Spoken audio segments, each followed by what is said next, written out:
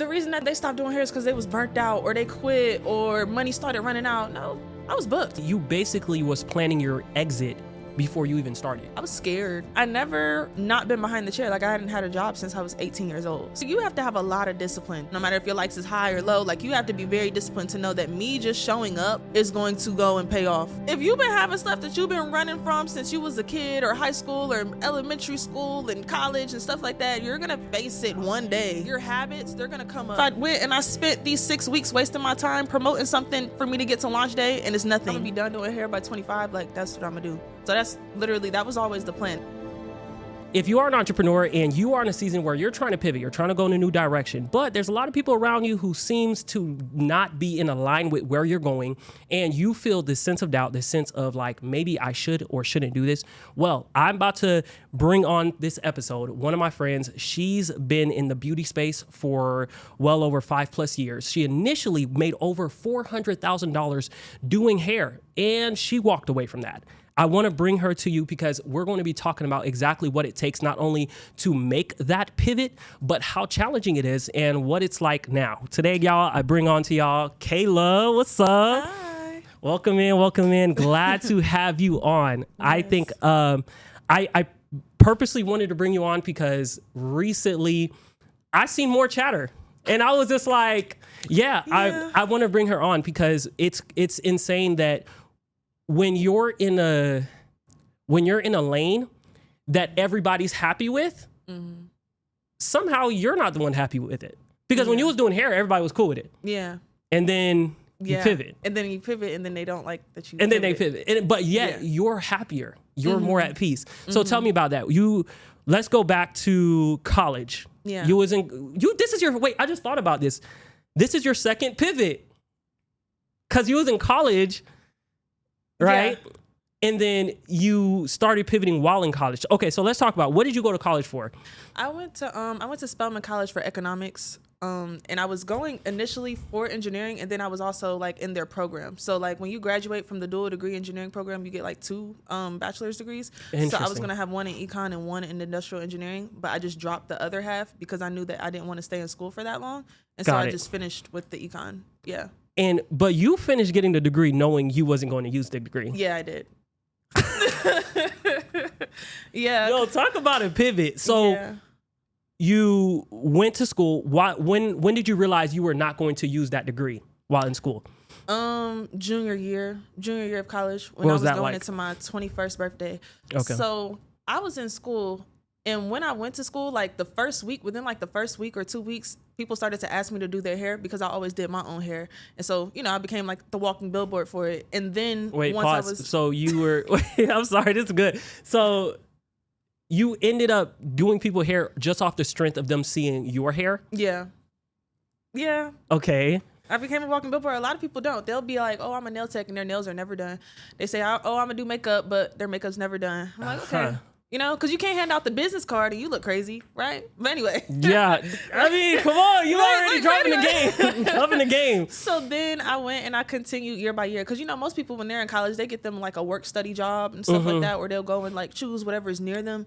Yeah. I wasn't going to get a work study job. And then especially with like a college schedule, the classes are like odd. It's all throughout the day. You don't have like a consecutive 4-hour gap or 5 hours. See, I'm a college dropout. I don't know none of this. Yeah, you don't have a gap that's that long for you to be able to say, okay, I'm gonna go to this job consistently. Like, you don't have that type of gap because it's almost like a full-time job. I always say that when people are like, oh, well, what if I work a 9 to 5 and I want to do hair too? I was in school full-time. It's like the same thing. So then I went and I said, I'm gonna just do hair since it's more convenient and I'm on campus. And I was just servicing people on campus. And my audience, essentially, I noticed that they were like a reflection of me, like wherever I was at in that moment. And once I got into my junior year, I realized like my income after I was consistent was starting to be more than like my family members. And I was like, okay. Okay, so you're doing hair while in college. You're in one lane doing hair to make money, but you're in college for something else. And at some point, the money you're making from hair started outpacing even people around you, family members and everything. Yeah, because like I would hear my mom on the phone and she would talk about it on the phone. She'd be like, oh, Kay's doing this, like she making this, and soon enough she gonna be making more than me or da-da-da, right? So I don't know how much they make per year. I never asked. Like that's, as a child, that's rude. I never asked. But they're like, oh yeah, you finna be making more than me. And I'm like, oh, well, if I'm 19, yeah, I'm 20, and I'm doing what you're doing, and y'all been through college, y'all been through y'all's job for some years and stuff like that. I'm like, oh, well, this not making sense to me because y'all said to go to college to go and get a job after to do the same thing. But I'm doing it in school actively. So it didn't make sense to me. It didn't make sense. To finish, it didn't make sense. So I told them my junior year of college, I said, well, I'm just going to go and finish my econ degree, but I'm going to start being consistent on TikTok so that by the time I graduate, I can get into like digital assets. I literally said that like at 21 in junior year of college. I didn't even know nothing about digital products that deep, but I said it back then. I was like, yeah, I'm going to sell baby hair tutorials. Okay. Baby hair tutorials. Like, yeah. Okay. So you graduate and then you go full-time into hair? Mm-hmm. Yeah. Wait, so where was you doing hair before? In my bedroom. What do you mean bedroom? Next to my bed. I was doing hair next to my bed like the entire 4 years. In these people college dorm? Mm-hmm. So freshman year. I mean, dorm is expensive, so I guess. It is. You know how much Spelman is? How much? I don't know. I have no clue. It's like $50K a year. So I said, okay, you know how all right, valid. I'm not. That's why I had to finish because I'm like, it don't make sense for you to start and not finish that. That don't make sense. Come on. If it was any other school and maybe it was like $10K a year. Yeah. Like, not even 20. If it was maybe like $10K a year, I might drop out. But like, you already started. You need to finish. Like, you're already 50 in debt. You need to finish. Come on. So that's what I did. So then you went into doing hair full time. Mm-hmm. Yeah. How long were you doing that? Because I think that's when I met you. I think I met you right when you was about to pivot out of it. Like, for the photo shoot. So that was like a year later, like a year and a half later almost. So I was doing hair for maybe almost 2 years, like a year and a half, almost 2 years before I actually went and said like I was cool. But like afterwards, when I did it full time, it was like a year and a half. Right when I graduated. As soon as I graduated, I got my first suite. Like the lease started the day after graduation day. Like we graduated on a Sunday and I had my lease keys or my suite keys and I went like right after. But the fact that you was already making money while in the dorm, you already had clientele, you had the capital to get the suite. Yeah. So it went from not college to a job, but college to my own suite. Clients immediately booked. Mm-hmm. Whereas like when people go and they get like the 9 to 5, you know, I guess the job industry is bad now. People have still been searching for jobs since 2023. That's when I graduated. Yeah. Like, and it's like, and I didn't have to do that. Thank God. But so what do you have to say to people who feels like I have to pick one thing and only do that? Because had you done that, you would have been forced to get a job. Had you said, "Oh no, I'm not doing y'all hair. I got school to worry about." Yeah. What do you say? I see it every day with mentees. I would say, just don't look at today. Look at like maybe 5 years, not even 10 years. People ask you sometimes like to look too far out. And sometimes it's like unrealistic because so much can happen. But I would look at like maybe the next 5 years. Where do you see yourself and what does the market look like now? Like start to look at the trends and things like that. Like again, I went to school for econ, so that's numbers, charts, stuff like that. So look at the trends of stuff. Like what is the economy looking like right now? And if you see that people are struggling to get jobs or whatever else, think about, okay, well, what can I do on the side? Think about the statistics of like the average American. Like how much does the average American make? Right? Like how much do they have in their savings account? Yeah. How much does it take for them to live? The job that you're going to apply for, can you sustain with just that? Come on. Like, because most people who do have jobs now, they have other stuff that they do. It's not just their job. Correct. So I would still like, yes, you could focus on your career and what you do that, but also build something alongside it. Like you got corporate girlies on TikTok. They're influencers. Facts. So, okay. So we went from we're doing hair now, a year and a half. While doing hair, when was it like a moment where it's like, okay, I want out? Because for me, I was in photography. It took me like 8 years for me to be like, okay, I want out. I didn't really necessarily have a moment that I was like, I wanted out. I don't know. I always said like, I don't know. I'm kind of different. Okay, come on, let's talk about it. Let's help them. I set a goal like regardless. And so for me, when I say I'm going to do something, like I have to stick to the plan because especially if I said it to somebody and I don't like coming off as a liar. Come on. So if I said it to somebody, I said, oh, okay, I'm gonna be done doing hair by 25. Like that's what I'm gonna do. So that's literally, that was always the plan. It was never like I got tired of doing hair, so I'm just going to do this instead. I set that as a goal because like I have a lot of cosmetologists in my family. So they're still cutting hair. They're still braiding hair, whatever it is. And they're much older than me. Much older. And they're still doing the things. It's not necessarily that they want to. Whoa. But they're still doing the things. And so I said, well, let me figure out, like, I feel like as soon as you start, you should also know when it's going to end so that you know what you should be doing and what the goal is while you're behind the chair. So you're telling me you basically was planning your exit before you even started. You had the end in mind already. Yeah. Like, oh yeah, I'm gonna ride this wave. And once I'm done, yeah. Because people like to say, oh yeah, like the reason that they stopped doing hair is because they was burnt out or they quit or money started running out. No. I was booked. My clients, I watched it. I watched it. I seen it. Booked. Like they was begging me for appointments. The receipts are in the comment section. Y'all scroll just a little bit. You're going to see the receipts in the comment section. Literally, like I still have people in my DM like every day asking me for an appointment. Or when I go live, they'll be like, oh, like what city are you in? I'll be like, that don't matter. I'm not doing hair. Like it doesn't matter. So I started planning that early because I didn't want to get to the point where it's like, people start planning too late or you're at the point of burnout and you have no energy to go and build something else. Like you don't have the energy because you can't just walk away. The thing has to already you have to have something else to walk to, and that's the mistake that a lot no, say what you're saying, because wait, that's the mistake that a lot of girls have. Like you go and it's fine to want to go and like retire from behind the chair, the lash table, the nail desk, whatever it is, but like when you do so, you have to start that way prior in advance. It's literally like just like how you built your clientele, you need to build your other business before you just go and drop your clientele and now you are left to zero and you have to start that struggle again. You don't have to struggle. Leverage your skill, what you have, to go and build something else at the same time. But do you think the idea of retired hairstylists is a trend? Do you think that it's a trend right now? Like people are making a trend out of this? Yeah. But why though? I don't understand the why. Yeah, I don't get it either. Like it's like I want to say yeah, but no, but yeah, because I know some fakers. I do, and then I know some people who have actually done it and retired. Like they're sustainable. Like if I say like they've done it and retired, they're sustainable. I'm talking about more than a year. Yeah, like at least 6 months. I wonder what's causing the trend to make everybody want to be retired hairstylists. Like, what is it? Because I think they see the fruits of what other people did. Like they see the snapshot, you know? Like they see the snapshot, they see like the 30-second reel, the 15-second reel of you posting your car or your house or a vacation. So they're like, oh, well, I want that. She's selling digital products to do that. So let me just go sell digital products. Let me say I'm retired and I'm gonna just do that instead because that's what she did. But they think that you did it in, I don't know, 2 weeks. But that's not what happened. Like that's far not from what that. happened. Far from that. Like that happened over time. Like I had my first digital asset in 2023. I think, 2023.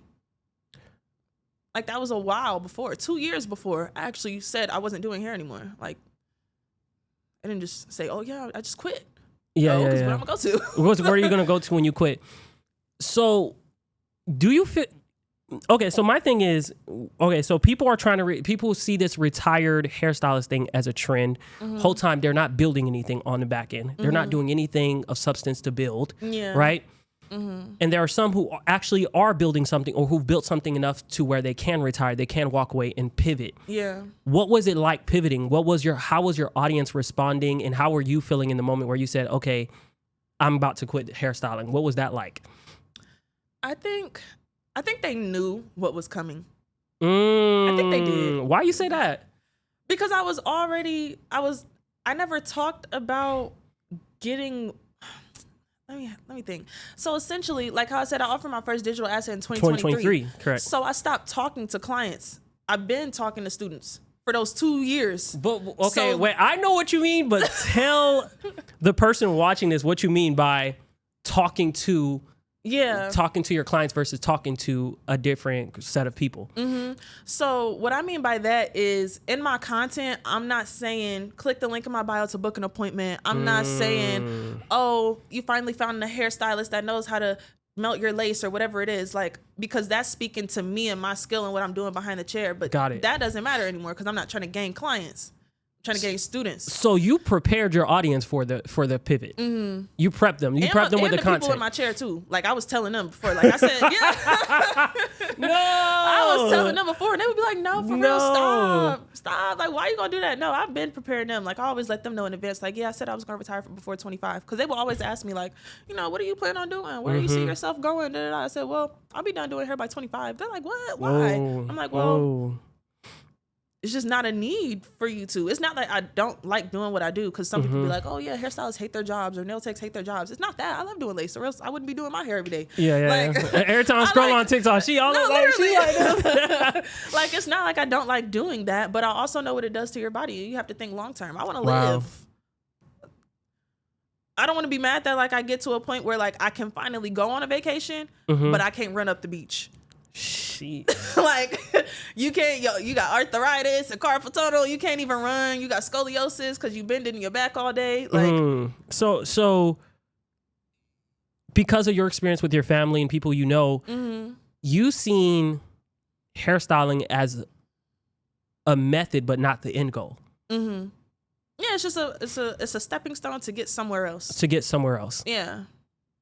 While some people believe that people go into different lanes because they started running out of money. They think you run out of money. Yeah. They think people are losing customers. And in reality, it's just you were already preparing your way out. That's why I think some people see the pivots and think it's random when really it was very calculated. They do. No, yeah, very calculated. Everything intentional. Like very calculated. It was all calculated. Yeah, for sure. Like I definitely, like I said, like I told them on my 21st birthday, my junior year of college, that was okay, I'm going to go hard. So that meant I had like another year and a half to go hard until I graduated, with making sure that I had a steady clientele before I go and get my first suite.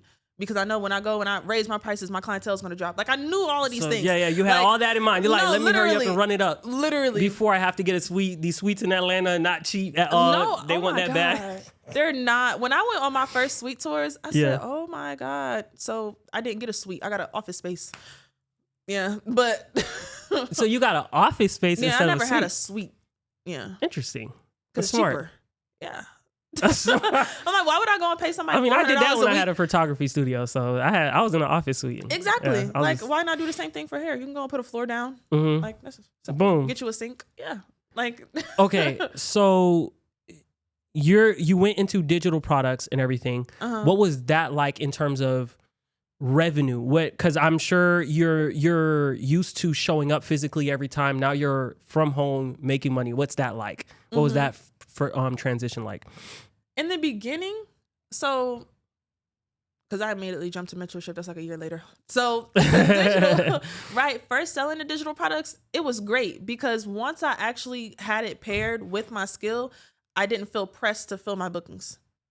So that's even less burnout. Like I didn't feel pressed to fill the bookings because I'm like, my baby hair tutorial, I think it was like $50. Okay. And then like I had my full wig installation course that's like $99 to $200. When I first dropped it, it was like $300. I don't remember. But it was consistent income enough on the side to where I didn't have to max out on bookings. I didn't have to be pressed if somebody canceled an appointment. I didn't have to be pressed about a no call, no show because 2 people got something today or 3 people got something today on the website. Like it wasn't that big of a deal anymore. And so now like straight in the content also, because I'm not talking to clients and I had a returning clientele, I wasn't pressed about them. Yeah, because that is true. Because you said you stopped talking to your clients and your content. You started talking to your new audience. Yeah.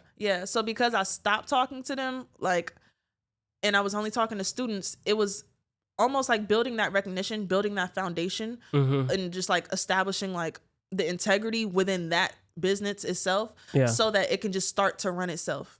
And then so that like, like you generate reviews and they're starting to talk about it, like word of mouth and all of that. And so now it's like, it's promoting itself.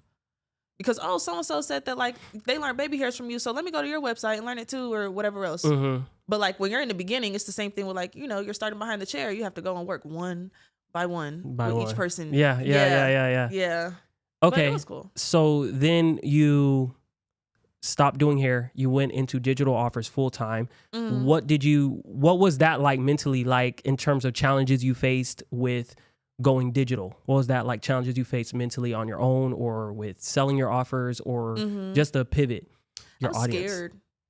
I was scared. I never not been behind the chair. Like I hadn't had a job since I was 18 years old. So I was like, okay, well, I'm doing something different that's not behind the chair. I'm not dependent on my clients, whatever it is. So like I was scared as far as like the mentorship part, just because I didn't know how many people trusted me to be able to go and do high ticket or whatever else. Like I was scared. I'm like, I don't know. What if I went and I spent these 6 weeks wasting my time promoting something for me to get to launch day and it's nothing? Like that's very, you have to have a lot of discipline to be patient, no matter like if you can't see results or not, no matter if your likes is high or low, like you have to be very disciplined to know that me just showing up is going to go and pay off. Eventually. But a lot of people don't have that. So do you feel like it takes more discipline to do the business you have now or when you were doing hair?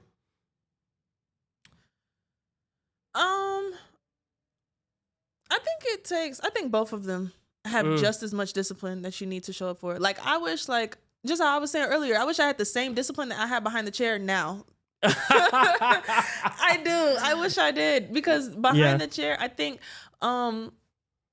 when you're trying to hit like your first 10K month or like 100K a year, and then you're trying to run from like broke, it's much more like it's faster. It's like it's a fire under you, right? Yeah, because you're trying to run away from poverty as fast exactly. Like you're running much faster. But then once you've hit that threshold, then you become comfortable, and then you're not like, well, if I don't get up today, it's not gonna hurt. But then if I didn't get up back then, oh no, rent.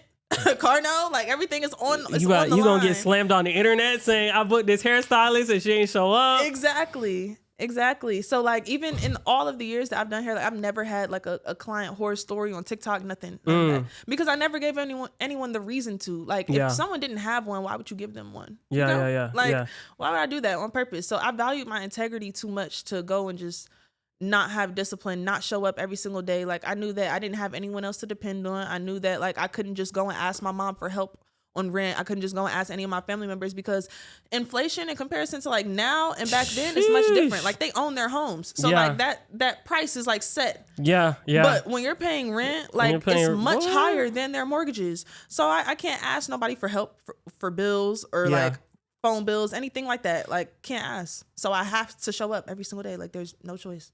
Yeah. Versus now, it's like it's different. It's a little bit of comfortability. Yeah. Now you get a little bit comfortable because you're like, oh, it's gonna get paid, but you want more though. Facts. You want more though. Like you realize that's 10K is not. Once you get to your first 10K month, you're like, that's not nothing. Oh my God, it's nothing. I hate that I say that. It's not anything, and it might be OOTR. Me and my friend say that, out of touch response. It might be a little OOTR. It's a little out of touch, but it's just like. But it's not. It's not a lot. Because half of me is like, I used to pray for times like this to shine like this, but then the other half of me is like, I'm not shining enough. I need more. It's not enough. Like. I wish people understood that, because they're like, oh yeah, like I've seen like millionaires and billionaires say this before. Like it's the hardest to get to your first 100K, and it's your hardest to get to your first M or whatever else. And then the next time you do it, it's much easier. Yeah. It is. And so like now I'm like, okay, I'm trying to work to those points, but it's much. I think actually I take back, is the discipline the same? I think the discipline now is harder. Ooh. I don't think it's the same. Okay. Because why you say that? Because just even like with numbers, right? Okay. It takes you a while to get to your first 100K. Okay, you got to your first 100K, and then you're able to do that over and over again. It's simple, right? Yeah. But then it's much harder for you to get to your first M. Definitely. Exactly. So I think that takes more discipline, because you already had the discipline before, but now you need more to get to that. It's a whole different ball game. Exactly. So you have to have even more discipline, and then to get to your first $1 billion, even more discipline. Like it just gets. It's so weird. It's harder and easier. Yeah, it's so weird. I feel like the social norm makes you feel like $100,000 is a lot. But if you actually sit and with a calculator, look at the average cost of rent, the average cost of... It's actually not a lot of money. It's really sad. I still vividly remember making my first $100,000. My first $100,000 year. I did not even notice it until the end of the year when I was doing my taxes. And I'm like, I ain't even do nothing. I ain't going on no vacation. You're like, wait, where did it go? Where did it? I'm sitting there running numbers, doing taxes. It says $118,000. I'm like, Where did that go? 18,000? Where? Who? Me? That's crazy. Yeah. So you feel like, so it's taking more discipline out of you now. So what pushes you now? Because now there's not money, poverty you're running away from. Life is comfortable. What do you use to push you now at this point? It's honestly, it goes back to mindset. Like, it really goes back to mindset. I'm still going and like, cause being very authentic, I'm still going and figuring out what that thing is again that's gonna make me go hard as when I was like, oh yeah, no one can help me pay my bills. But it's like, okay, bills are taken care of, cool. But it's like, well, what is gonna make me want more than that? What is gonna make me want to go and buy my family a ranch and do all of those things? Like, what is that more thing, right? Like you going and wanting to build like the generational wealth and all of that. Like you have to be very in tune mentally with yourself and God. Yeah. And all of those things to be able to go and say, okay, I'm gonna get up anyway still, although God has blessed me so much. Yeah. Like, because sometimes you can forget, you can get very comfortable.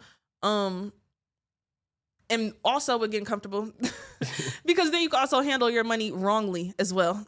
And so when you go, that's part of comfortability. Yeah. And so when you're comfortable and you're handling it wrongly, it's like, okay, I think when your income grows and your lifestyle grows with it, it's almost like having to going back to being humble to that lifestyle that it was before, so that you have those extra funds to go and put it into the more investing and all of those other things. More wisdom now. You got exactly. And then essentially it still just becomes like a mind game because you're just battling yourself. It's not like you have no external forces beating you down anymore. Yeah, like it's nothing forcing you. So it's very hard. Like it's very hard. Like you're literally just battling yourself, your mindset. What are your goals and how bad do you want it, essentially? One of my coaches said, when you are broke, you really don't have to face yourself.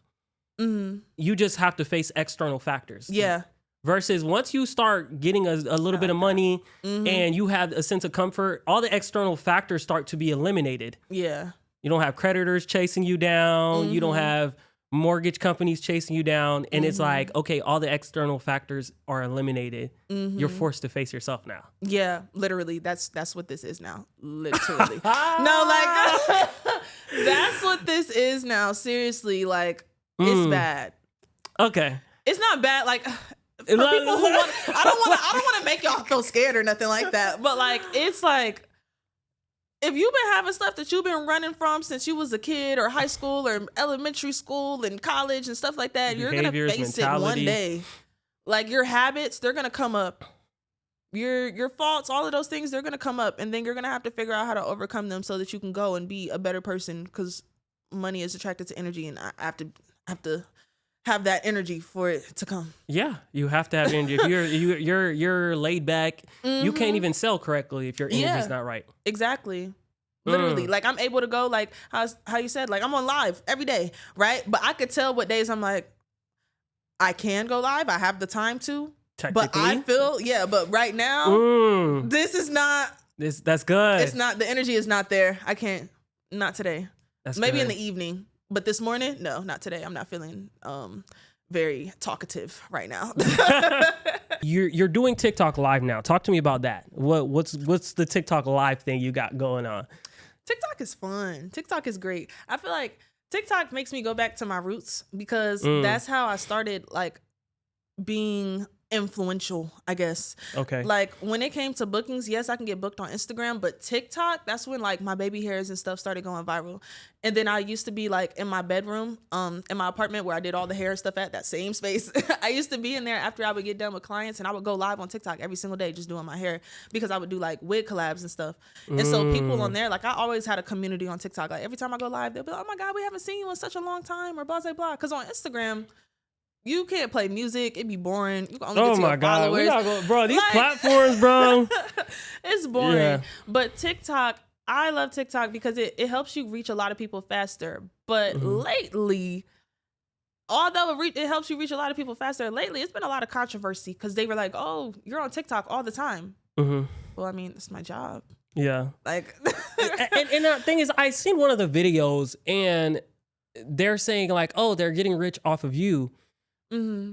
And my thought to that was, if you're looking at it like, oh, they're getting rich off of you, why not look at it the other perspective and ask yourself, are the people she's teaching getting results? Because that's the real question. Because we can sit here and say, oh, college is a scam all day. But if there is a record of people who have evidence of how college was beneficial to them, whether it was financially, mentally, emotionally, connections. Yeah.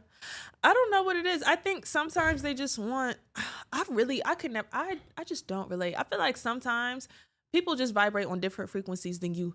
And when we vibrate on different frequencies, I'm not necessarily meant to understand every single thing that you got to say. Like, I'm just not. Like, I'm not meant to understand. It's funny because I say that sometimes. I literally will sit and think about someone's behavior or something personally, whatever. And I'm like, what would make you do that? Then I'm like, you know what? I don't care. I don't want to know what. That. I don't know. I don't do that. I don't know what possessed you. Yeah. It's the same thing how we said earlier. Like, if it's a subject that I am not well versed on, I have no input. Yeah. Why would I go and speak on something that I'm not an expertise in it? So when it comes down to a rebuttal or they give me an argument, I don't know how to respond because it's not my specialty. That's not what I do. So I just don't involve myself in those conversations. I can't, like, people say, oh, college is a scam. I can't relate. I never finished college. I don't know. I have no say in the conversation because I went to college and then I dropped out. So who am I to speak on something that I have not even touched or experienced yet? Yeah. And I just think sometimes when people go into programs, coaching, mentoring, webinars, whatever it is that they go and do and invest in, if they don't go and get the exact result that they wanted within the time frame that they wanted, everything is a scam. Ooh. Everything is like, yep, it didn't work. I don't know. It didn't work for you, maybe. That's why people have different coaches. That's why people have different mentors. It's to cater to a specific person. Is you find out if that works for you or not. It's crazy because I'm actually grateful over the past like 4 or 5 years. I think I've easily spent over $20,000, $30,000, $40,000 on mentorship from different people. And some of them didn't actually quote unquote make me money. But just from going through the course, I realized this is not for me. I rather sometimes pay the fee to say, yeah, this ain't for me, than to actually not get the coach, try to go do it myself, spend years fighting my life, trying to do the thing just to realize I hate it. I'm telling you, I would finish dropping $2,000 on the course saying, oh my gosh, I want to learn this. And then week 2 into the coaching, I'm like, I'm cool. And not one part of me says, oh yeah, I'm being scammed. No. You were interested. You joined. And you joined. Like, I didn't make you join. You joined. And you typed in your and it's okay because for me, it's like, it's clarity. It says to me, woo, I don't want that.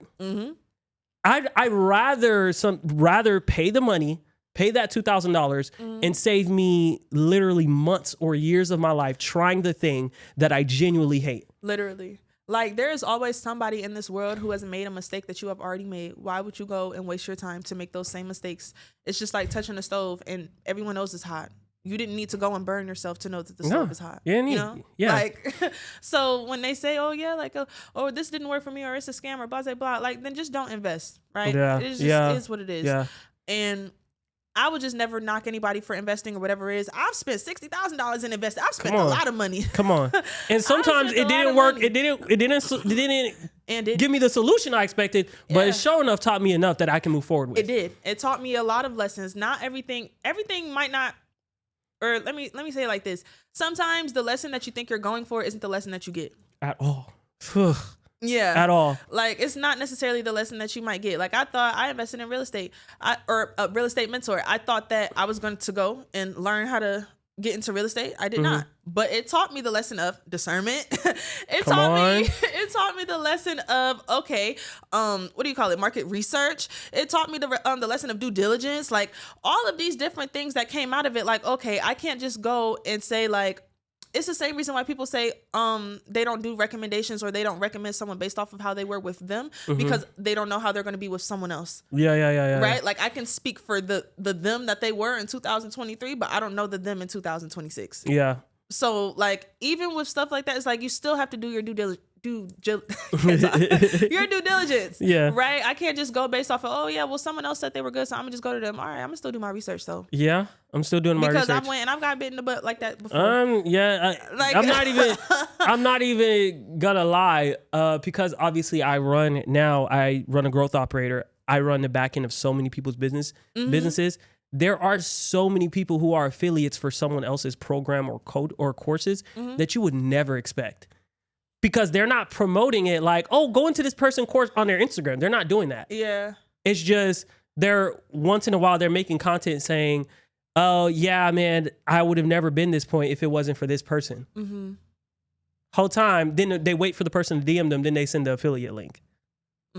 So you're right. Like you have to have your own discernment. You have to do your research. Yeah, because they're not always going to say it's promotion. Literally, I don't even like. Yeah, it's like the topic is so dense. It can go on for hours and hours and hours. Yeah.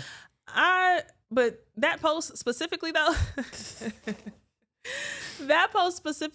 I think it's a lot of people who speak on topics that they also have never been investing in as well. Like specifically, they were talking about when people go and they specifically say, oh yeah, I retired from behind the chair, and then they go on TikTok and they sell stuff, blah blah blah, and then they were tagging me all this stuff, right? But it's people who have never been a student of mine. You get what I mean? Yeah. And so it's like, I don't know how to go about that. That's weird because one of my friends, Michael Stokes, he says this, Higher Up Wellness, he says this, as you start growing, you need to be collecting enemies. If you are not collecting enemies, you're doing something wrong. You're kissing you're kissing up to people. Yeah. So you're at a point probably where you're like collecting enemies now. You're collecting weirdos. Literally like a bunch of and I'm just confused. I'm like, where did all of this come from? Because it wasn't here before. New level, like, new devils. Literally like you loved everything before. You were like, oh my God, yes, girl, you booked up. Teach me how you get booked. They be in the DMs pressing to learn. I'm saying, literally, teach me how to get booked. And then I go and teach you how to get booked. Why y'all scamming? Go on Google, go on YouTube, go on this, go on that. So why? And I think that's funny too. Like your anger needs to be pointed. Anger. Notice I say anger because you should not feel no type of way, in my opinion. Yeah. But your anger needs to be pointed towards the people who's making the decision. And the thing is, even when you point your anger towards them, they're still not going to trust you because you haven't done it. Yeah. That's going to be their first thought is how you going to tell me not to go to college and you never finished? I say this on like every single day. I can't tell nobody not to go to college because I don't care if I have kids in the future who says, Dad, I want to go to this school. I want to do literally go for it, son. Who am I? Like I can't teach you how to go and buy 24 acres of land if I haven't bought one before. Like I haven't bought an acre yet. So like, you know, or buying land is a scam. Have you bought any land to say it's a scam? Like, oh my God. Yeah. I don't know. I just let them be. I've always been the person who's like, I just let the people talk. All publicity is good publicity. I just use the engagement to go and just further any other thing that I'm doing at the time, whether it's a webinar, a course, an ebook, whatever it is. I'm just going to further it because my mindset is bigger than them. Because a lot of the times, why do you have the time to go and comment and argue all day? If I had the time to go and respond to something would be wrong, right? If I had the time to go and respond to every single person who has something bad to say, something would be wrong. Why do you have that much time? Why do you have that much time? Why do you have that much time? Something will be wrong. Yeah. But I just let them do. So so now you're doing TikTok lives. You're growing your community there. What's next? What do you see for the next 2-3 years? I see. It's like I low-key want to keep it a secret, but then it's like... Don't say the ones that you feel... Anyone you feel like you should be kept a secret, don't say it. I'm big on that, y'all. I mean, it's low-key out, though, but not really. Okay, I'm big on that, though. So I'm big on, like, there's certain things. If it's still only here, keep it here. Okay. But I'll be furthering what I offer on my TikTok lives. Okay. Yeah, I'll be furthering it. So what do you offer again on TikTok Live right now? I think you do like just my booked and busy dashboard. Okay. So it's like a published web app right now. So got it. I'll be furthering that. Okay, so where people go and it's like a platform where they go and learn and everything. And they don't have to talk to me. That's why I said, like, I stopped doing one-on-ones in like February, March. I haven't taken anybody one-on-one since then. I haven't done any rounds of mentorship, anything. I'm just the dashboard. Hold on. Okay, so for me in my mental health, I love talking to people all day. But I mean, you get that from TikTok Live though. That's what it is. Because for me, that's my favorite part of coaching is talking to people. Yeah. But you get that from TikTok Live. I do. And then it's also like, I would love to do one-on-one stuff with people, but people who are actually going to work though. Okay. And then it needs to be higher ticket. It needs to be worth my time. Like, really don't waste it because you're going to make me mad. Yeah. Like, why would you waste my time? You know? Because people do that. They think that they want information, or they do want the information, but they don't actually use it. They get a high off of receiving information, but they don't actually go and like, put it to use. God. Yeah. They get a high off of information. That's crazy. Yeah, they do. Because I can admit to that. I've gotten some courses just because, oh my gosh, this is about to be game changer. I get the information, then I'm like, not interested. Like, cool. Yeah. That was cool. Yeah. And it's like, and that's crazy. Yeah. And so it's just like, I don't want to do that anymore. Like, I can't force you to get up out the bed every day and make your bed. I can't force you to post every single day. I can't force you to do your hair every single day. If I'm telling you that, hey, like, you do makeup and you should do your makeup every day, and like, you're choosing not to, like, what more can I do? That's it. Like, you know, that's it. Like, because I feel like I've done my time. I'll still do one-on-ones. It just have to be worth it. But I feel like I've done my time one-on-ones with large groups of people for over a year. I've done my time. Okay. Yeah. I would say what one of my favorite coaches taught me, Myron Golden, is make your free content and everything you post, make that more of them getting in the right mindset. Okay. I like that. So, because once they get in the right mindset, when they do buy, they're ready. They're ready to go. Yeah, they're ready. A perfect example. That makes more sense. Yeah, a perfect example is, like, to me, car dealerships. Depending on how expensive the car is, there are set things they have to do once you show up to get you in the right mindset to buy. So if you just going to get a Toyota, all they got to do is hand you a bottle of water. And you're like, you're cool. You're cool. Yeah. You go to CarMax, they barely talk to you actually. When you go to CarMax, it's just in and out. Versus you go to Porsche, it's like they're sitting with you, they're talking to you, they're helping you spec out the car, they're showing you around, showing you other cars, showing you other people's customs. They're showing you the cafe, telling you go sit here while, we figure this out. No, literally. Like when I went to the Benz dealership, I had Italian ice in the middle of the dealership. I was having a time. I had waters and everywhere. I'm like, oh, I feel at home. Kick my feet up. No. Yeah. Because they're preparing you. They're preparing you emotionally to spin that back. And I think that's what it is. I think I started doing that recently with my audience. Is my content is more so focusing on their and getting them ready, whatever that it looks like to buy. Yeah, that makes so much more sense. Yeah, I definitely need to get into that. I'm restructuring a lot of what I do. Yeah. Now, and you're already doing it a little bit on TikTok. I think just when you are on the TikTok lives, I think do it with that little frame in mind. Like, I'm getting y'all in the right mindset. Like, talk to because I feel like you do that sometimes. I think one time I happen to end up in your lives. First of all, the algorithm is bust on TikTok. If y'all not on TikTok, what's your business? You're missing out. Anywho, that's a whole nother conversation. That's a whole other conversation. But you were. Someone was just like, I think someone was in your TikTok and says, yeah, I'm about to open up my books tomorrow, July 1st.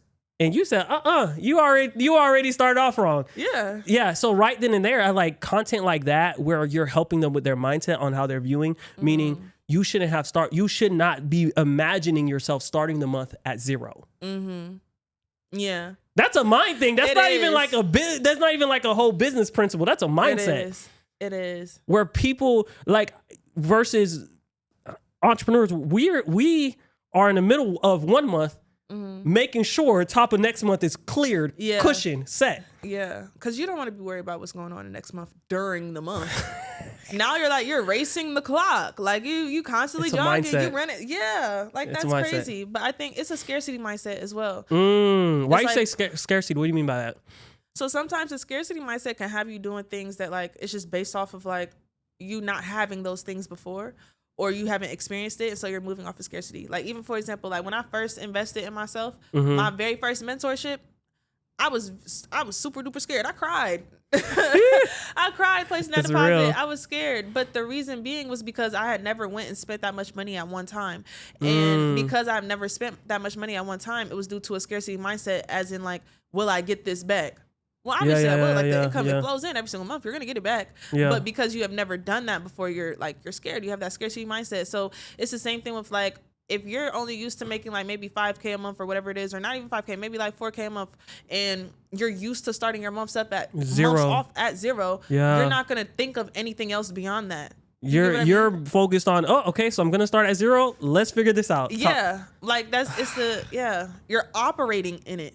You have to like pull yourself out of it. Yeah. Like I always reference on live, I say, see it, be it, do it, have it. Good. You're already like, doing it. Good. Yeah. Yeah. You're already doing it in terms of mindset. You're already at it. So yeah, like you have to, every single step every single thing that I've went and accomplished, I didn't realize I was doing that, but I was. I don't know how I didn't, or I don't know. Maybe it was just God too. Come on. Big G-O-D. Yeah, I'm about to say, but I was really doing it before I even thought about it. Like when I got my first car, my Honda, I was walking on car lots at nighttime. Just like looking at cars, because I didn't know how much a car was. Like I never got a car before. So I was like, well, let me just go and see how much they are. And I'm just walk on the lots at nighttime because, I mean, I don't have to deal with the salesman asking me questions and stuff. So I said, let me just go walk around. And then a week later, I got the car. I seen it, right? I seen the car on TikTok.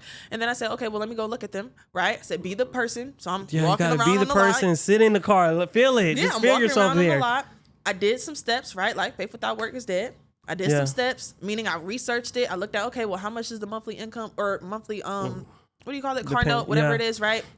And then I had the car. I didn't even know if I could afford a car or not. My plan was to initially just go and buy like a car in full, like a 10K car, whatever it is, cash car. Let me go get this car, drive down to Atlanta. But then I ended up with like being able to use my credit for the first time. Yeah. And like now I'm starting to build credit. Like it just, I didn't know what it took. I don't have to know all the steps. You don't.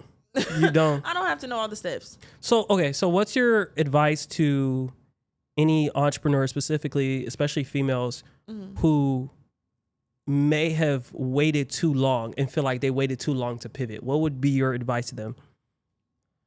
Waited too long to pivot. Yeah, like they know they need to pivot, like something needs to change, but they feel like it's too late.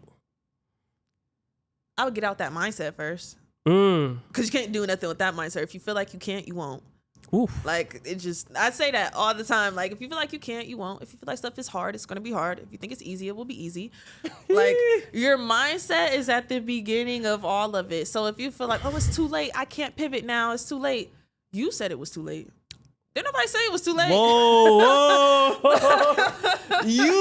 Yeah, like because where are you getting that from? Who told you that? What, the internet, social media? Because you see 25-year-olds do it. You see like the 18-year-olds, 21-year-olds doing it. Is that why you felt like you were too late? Because you're what, 28, 30, 35, whatever else. It's just a matter of like your mindset that you go into it with. Can you go and follow up with the steps and the same discipline that they have?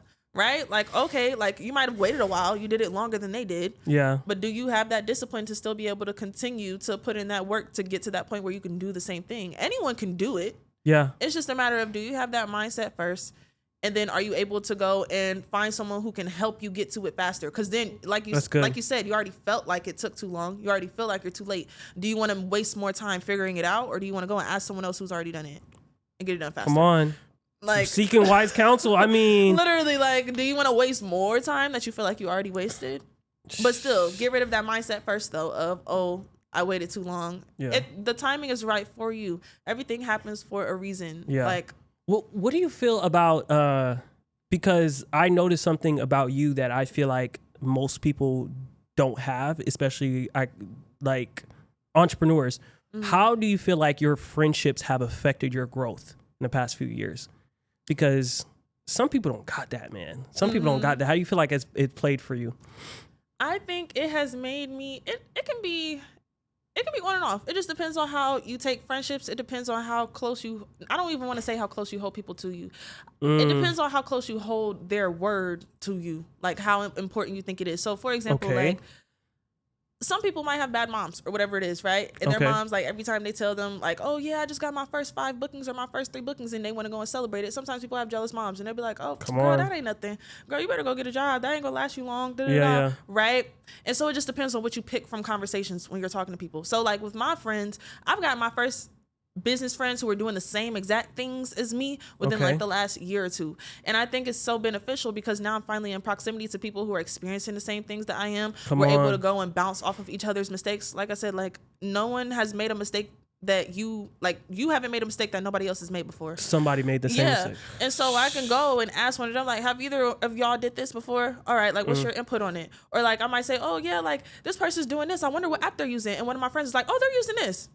Like, and it's just as quick as that. I didn't have to go and get like a course or invest or whatever else, right? And it's not to say don't invest, but because you have that community and you've all individually invested, now you have those mindsets to combine into like one pot. That's so good. You said y'all all individually invested in their own development. Yeah. That's so good. You can't be around people who are not doing the same things as you. If you are the most successful person in your group, get another group. Run. Yeah, get another group. Because the only thing that's gonna happen is they're gonna feed off of you, and then they're gonna like drink from your cup, and now you have no more left. And what's crazy is it's not that they don't want to pour back into your cup. Yeah, you just don't want what they got, and you just don't want what they got to pour. Like you trying to pour into how to be a better parent. I ain't got no kids, nor do I want any right now. So it's like literally like we just don't have the same. We don't have the same juice. Sheesh. We don't have the same juice. That's what it is. Like so you have to make sure you surround yourself with people who are doing the same things or they're trying to get to the same places as well. And then like once you build that community, like y'all are solid. Right. And then there's some things that like we don't all agree with either. Like it's not like we all one mind, one sound. No, like it's not that. It's not a marriage. It's not a marriage. Like, it's a friendship. It's the difference. Like, come on, man. That's the only Oh my God. Yo. No, that's a whole different topic. But yes, it's not like everyone's like, oh yeah, we're all just having the same brain. We all have to think the same. No, everyone still thinks differently. Everyone still does things differently. Okay. But I'm going to pick what I like from what you're doing. I'm going to pick what I like from what you're doing. What I need. I don't need all of it. Sometimes I don't need all of it. Yeah. Sometimes your discipline about you waking up in the morning is all I needed. I didn't need to about the 3-hour workout and run you did, because I'm not going to do that. I don't care how trendy run clubs are. Yeah. I don't care. So I got what I needed. You wake up early. Got it. No, literally not got that piece. But I'm not doing 8 miles today. Sorry. I'm not doing it. I don't care how trendy it gets. Yeah. Go ahead. Have fun. That's hilarious. Because it really be like, I had one of my friends text me the other day. He was just like, yo, bro, you want to come running? No. I'm like, bro, I'm awake because you helped me get that discipline, bro. But I'm cool. Have fun, buddy. I'll go walk on incline. I'll go to the gym. I'll go to Crunch and get a good workout in. But all that, y'all got it. Yeah, y'all do that. I think that's crucial. I think that's crucial. The fact that you have that friend group, that those groups of people where it's like y'all bouncing off of each other. But if everyone goes to each of y'all social media, it's completely individual personalities, individual people at the end of the day. I love that. Yeah. All right. Well, this has been good. I feel like there's been a lot of value for people here. Like this wasn't one of those where we just about to sit and talk about all these ChatGPT advice and tips. I like AI, but I don't. Why? I like AI, but I don't, because it's and this is starting to become a topic on social media too. And I've talked about it slightly on my page, but like people's brains are turning into mush. It's like, I don't know if I'm, maybe I'm wrong for this, but the reason I appreciate AI is because to me, it's separating the people who were serious and the people who was always waiting for a cheat code. It's classifying people quickly because the ones who always was waiting for the cheat code, they feel like ChatGPT is their holy grail. They do. They're just going to keep talking to ChatGPT for the next 2 years. Eventually, they're going to be a millionaire. But then there's the other people who says, information is cool, but I need the right person to help me implement it. And I like that. That's why, I don't know, I'm appreciating it. Because like you said, I feel like they've always had mushy brains, but it wasn't so noticeable. They had nowhere to soak up their brain. They had nowhere to just soak from. Yeah. And now they have ChatGPT and they're just living it up. Yeah. I just think, like, because I like that perspective. It's good. I like that. I just think some people are using it wrong. Not everyone, but I think some people are using it wrong. You can use ChatGPT wrong and then you come off on social media looking crazy. And that's what, and again, see, I don't know, man. I think maybe it's because I care. And that's what I'm saying. That's why I said maybe that's a fault in me. That to me, I'm like, oh, okay, good, gotcha. Like, I think for me, I guess that's perspective shift. I yeah, because for me, I enjoy it because those people were always going to find an outlet. That's my biggest thing. I truly believe they will always find an outlet. 2 years ago, the outlet was courses are a scam, college is a scam, figure it out on your own, blah, blah, blah, blah, blah, blah. Yeah. And the only thing that changed is you don't need a coach. You don't need to go to college for certain things. Just use ChatGPT. You don't need to internship with a bunch of people and work under a bunch of people and stuff for free. You could just learn from ChatGPT. Yeah. And I love that because yes, point your whole circle of people who are very small-minded that way. Yeah. I don't, because they were going to always do it anyways. It just separates them. I get you. Because then the goal is to, see, I don't even continue. Because the goal is the higher ticket. And then they're the people who's like, yeah, I know I got chat. Like, I get that. Come on. But how do I implement this into this and that and work it and build a system and a back end and all of the things? Like, I get that part. Yeah. Yeah. And I guess for me, since I was a kid, I was always hands-on, like watching YouTube, fixing TVs, fixing this, fixing that. Same. Yeah. And one thing I've always learned is that if you just want to do it once, the instructions are helpful. If you want to do it for years, you need actual help. If you just want to learn how to make one little meal, if you want to just watch a TikTok video, it'll teach you how to make one little meal. Yeah. But if you actually want to be a real chef, you need to go to culinary school. You really want to do this for real? Yeah. You need to go to culinary school. You need to sit under real people who've been doing it for years, because what makes you think you're going to be able to do it for years? YouTube. Off of a YouTube video that's teaching you how to do it once. ChatGPT going to teach you how to build your business, but ChatGPT has never built anything. Yeah. It's AI. Yeah. No, literally. Oh my. And that's why I say that about content. Like, you can get ideas from chat. Yes. But chat does not scroll on TikTok and it does not scroll on Instagram. Yeah. And it doesn't know you. Yeah. It doesn't know you and your people. I see it too much. I see it too much where people are building massive followings where all of their content is a bunch of ChatGPT stuff. And the thing is, nobody connects with them. They're connecting with AI. They don't realize you're not really connecting with Sarah. You're actually connecting with Sarah's AI agent, and you don't realize that. So then when Sarah pops out 2 months later to talk about her personal life or something going on, it's like, who? What is that? Girl, I didn't even know she was married. Because nobody's connected with you. Yeah. Man, that's crazy. Yeah. We can talk all day, but we gonna stop me here. Y'all, if y'all enjoyed this episode, drop a comment. Let us know if you have any questions. I'll have all her handles and her business information down below. Y'all have to check her out. Thank you. It's worth it. Just check it out for yourself. I can't wait for y'all to drop your comments and read all your comments. I look forward to that, and I'll see y'all in the next episode. Peace.